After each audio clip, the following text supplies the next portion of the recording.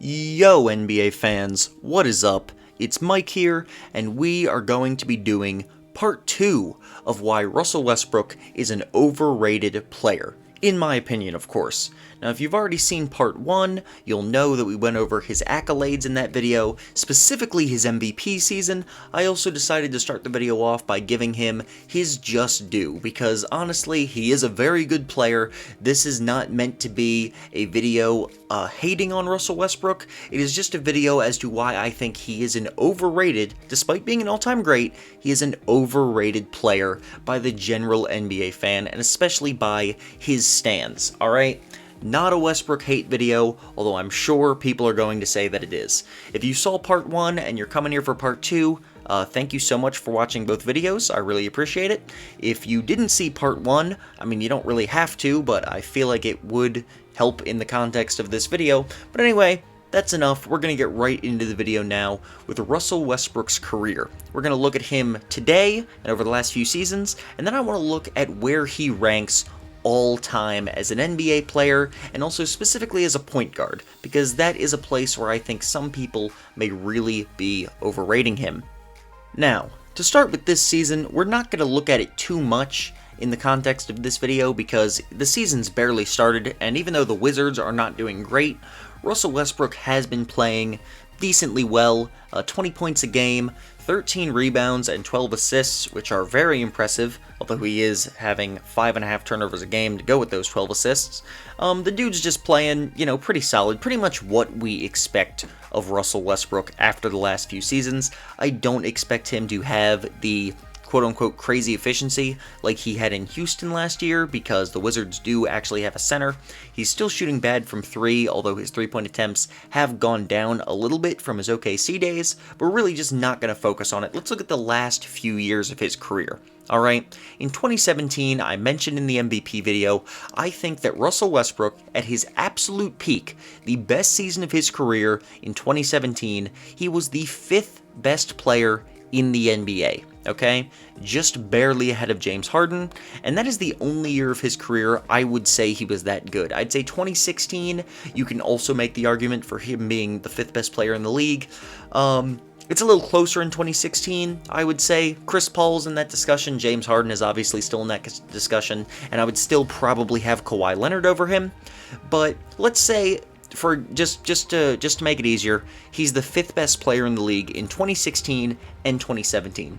In 2018, the team gets Paul George, Westbrook doesn't have to do as much, and I think he really comes down a little bit. His efficiency went up a bit. It went all the way up to 45% from the field in 2018, although his three-point percentage took a massive drop. Same with his free throws. His free throws since 2018, and this is just a little weird thing, he shot over 80% from the line every single year from 2011 all the way to 2017, and then it just fell off a cliff. He shot 74% in 2018, dropped down even further to 66% in 2019, and this year is so far the worst now of his career, where he is only shooting 65%, which is almost as bad as like Ben Simmons or even like Andre Drummond. So pretty terrible free throw shooting, and considering he goes to the line a lot, that is a problem for him. I don't really know what happened to Russell Westbrook to make his free throws go down.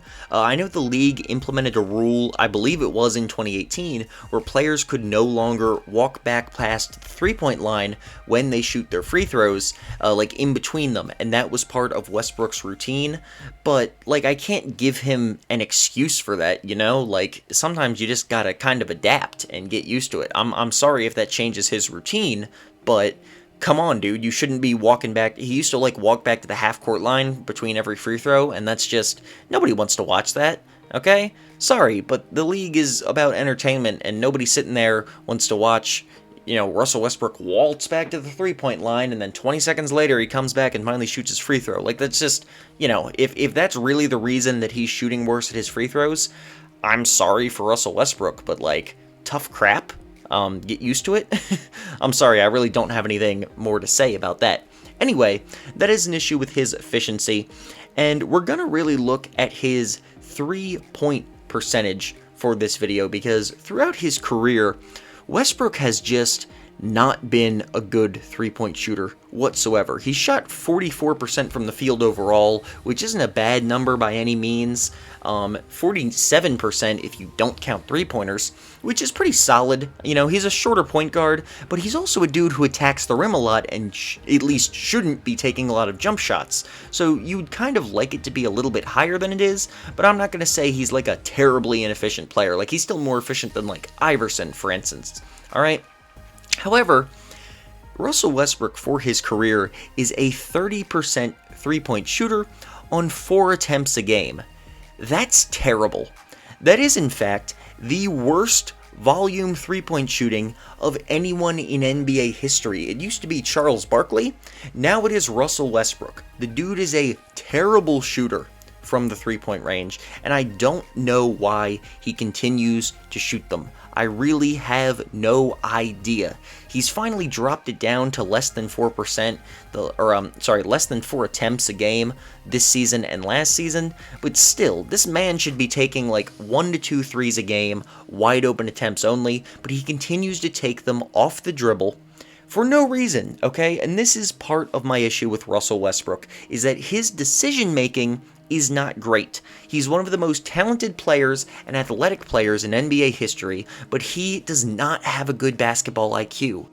And before I get a bunch of hate for it, yes, the man has had some clutch moments, okay? He had that big game winner against the Nuggets to get the team into the playoffs back in 2017, and I'm sure that everyone who is a Russell Westbrook fan can name a whole bunch of great end-of-game moments for Russell Westbrook. But guess what? I can name just as many, if not twice as many moments where Russell Westbrook has made a dumb decision in the game that has hurt his team, especially at the end of games. How many times has Russell Westbrook had a big turnover or bricked a contested three that he had no right taking? I can name quite a few of these moments. Game 6 against the Thunder last year is a perfect example. Houston had no reason to lose this game, and Russell Westbrook had a couple big turnovers at the end and some bricked, easy shots that should have gone to James Harden or even just any of the role players on the team who are better at taking threes. The dude has not been good with his decision making, and that also hurts him in the playoffs because he's not a good shooter and teams are content to just let him shoot.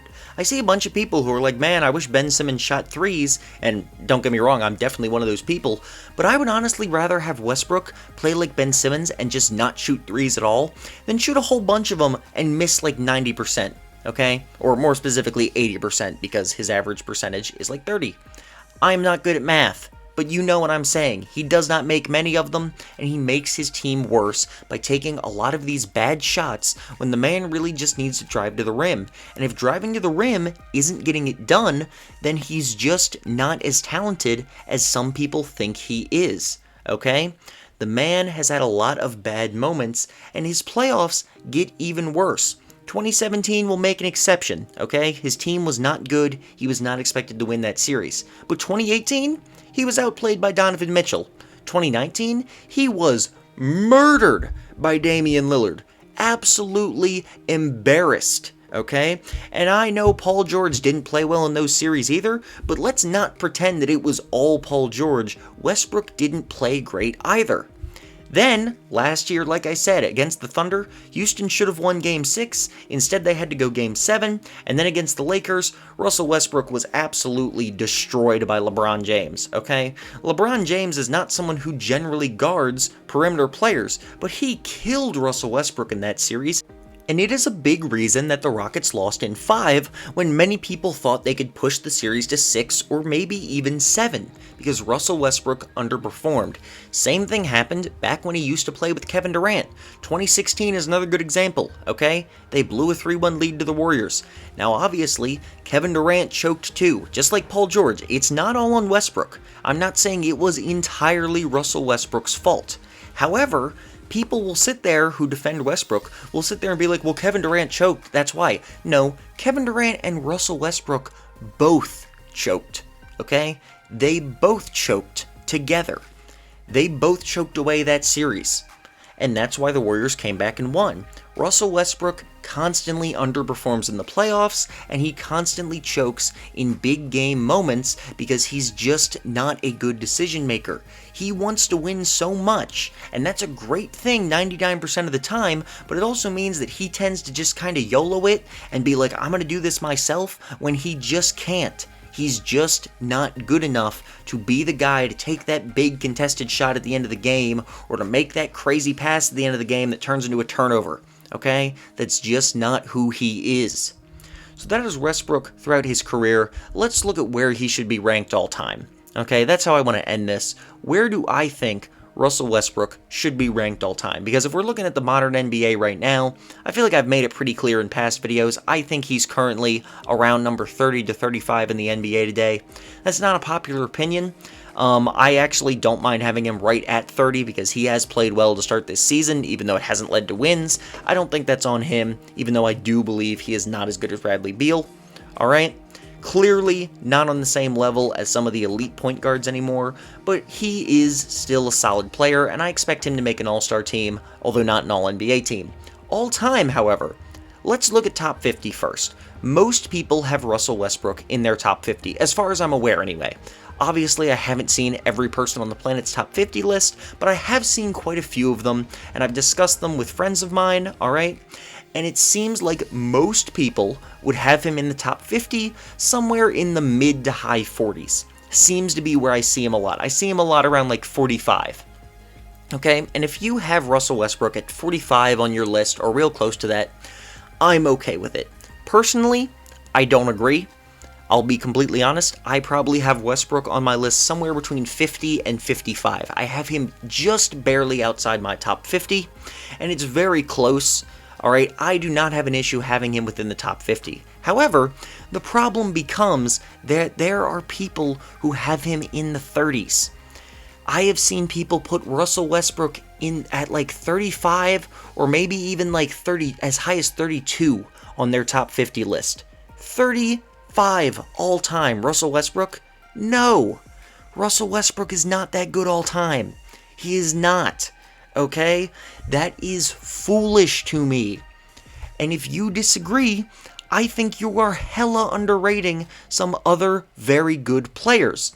For some of those players, we're going to talk about them right now in the all-time point guard list, because I also don't think that Russell Westbrook is a top 10 point guard of all time, or more specifically, I don't think he's higher than number 10. Okay? I believe I have him at 10 or 11, and it goes back and forth a lot for me. However, I've seen many people put him higher than 8, and that is ridiculous. If you have Westbrook as high as 8 all time on your point guard list, I'm sorry about this. This has been a long video for me. I'm recording this right after part 1, so my throat's really going. But if you have Westbrook higher than 8 on your all-time point guard list, that is a problem. You can have him at 8, and that's fine to me, okay? I wouldn't have him that high, but that's totally fine. However, I've seen people put him at 6, 7, even like 4 or 5, and that's just ridiculous, okay? Russell Westbrook, for example of several players I've seen people put below him, Chris Paul, clearly better than Russell Westbrook all time. Steve Nash, clearly better than Russell Westbrook all time. Jason Kidd, clearly better than Russell Westbrook all time. And that one's close, but if you ask me, I'm 100% taking Jason Kidd over Russell Westbrook if I have like an average team who needs a point guard. Okay? Russell Westbrook may be a better floor raiser, but Jason Kidd is definitely a better ceiling raiser. He's a better defender, better passer, and he's not likely to make a game-blowing turnover or brick shot. Alright? Long story short, Russell Westbrook should not be in your top 8 when it comes to your best point guards of all time, and he should not be in your top 40 players of all time. If you have him in the top 50 and the top 10, and he's very close to the bottom, I don't have an issue with that. But I see quite a lot of people who have him higher than that, and that is where I have got to come in, and I've got to say, I think he's overrated. I think that that is too high for Russell Westbrook. I don't think he has done enough to earn that. I don't think he deserved his MVP, and I think even if he did, he still shouldn't be that high because he just hasn't accomplished enough. He made the finals once as a second option. He hasn't done it since. He's lost in the first round 3 straight years where he was one of the first 2 options, and his teammate was not the second or third best player in the league. I just don't think he's that good. I don't think a dude whose absolute peak was the 5th best player in the league, I don't think that guy is a top 40 player of all time. I don't think he's a top 8 point guard of all time. And I think that anyone who says that he is overrating Russell Westbrook. I'm very sorry for how sore my throat has gotten with this. I really should be like drinking water periodically during these videos, but I don't know. I'm lazy with editing. However, that is the end of my video today, okay? Russell Westbrook, if you have him in your top 50 or you have him in your top 10 for point guards, that's fine. I'm not even going to say you're overrating him. But if you have him in your top 40, if you have him in your top 7 point guards, I really think you need to look at his career and look at his stats and ask yourself, what has this man really done to be ranked that high? Because I don't think he has done enough to be placed as high as many people would place him. And that is just my opinion. Most people probably aren't going to agree, but it's how I feel and it's what I believe. If you're still here, despite listening to my creaky-ass voice, thank you so much for watching this far. I really appreciate it. I hope you've enjoyed this 2-part video. If you have, please drop a like on this video and subscribe to the channel.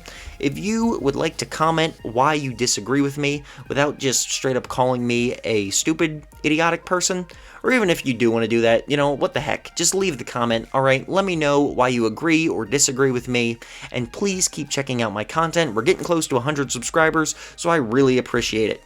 Thank you so much for watching. I hope you have a good day.